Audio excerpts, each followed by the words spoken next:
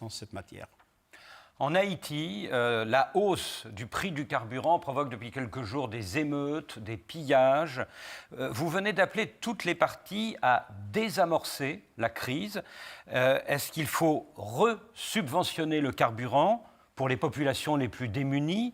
Et est-ce que le plan d'urgence de quelques millions de dollars dont vous venez d'obtenir le déblocage, est-ce que ce plan est à la hauteur des enjeux?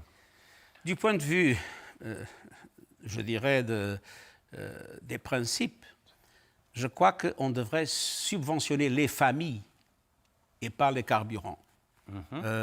Et ce n'est pas exactement la même chose, parce que ça permet aux familles d'obtenir les ressources dont elles ont besoin, et ça ne se traduit pas dans un bénéfice pour les combustibles fossiles. Mais dans le cas de l'Haïti, ce que j'ai dit, on a eu plusieurs réunions du Conseil de sécurité, et je suis convaincu qu'il faut absolument réintroduire une sécurité sérieusement.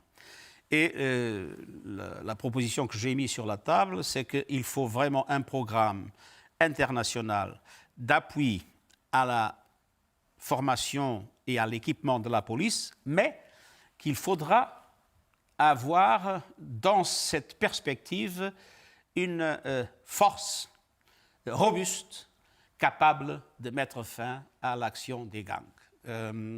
Nous connaissons tous dans les pays, nous avons au Portugal, vous avez en France, des forces de police robustes.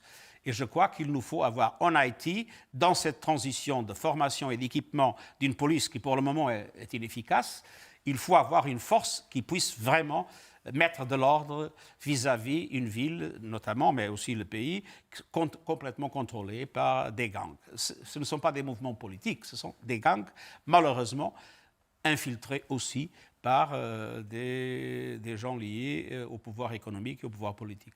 Monsieur le secrétaire général, on n'a plus beaucoup de temps. Je veux quand même qu'on parle de l'Afrique, du Mali.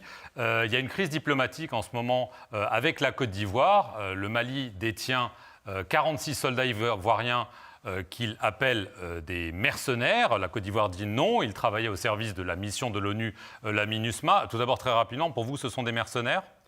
Non, ce ne sont pas des mercenaires, c'est évident. Et je fais appel aux autorités maliennes pour que ce problème puisse se résoudre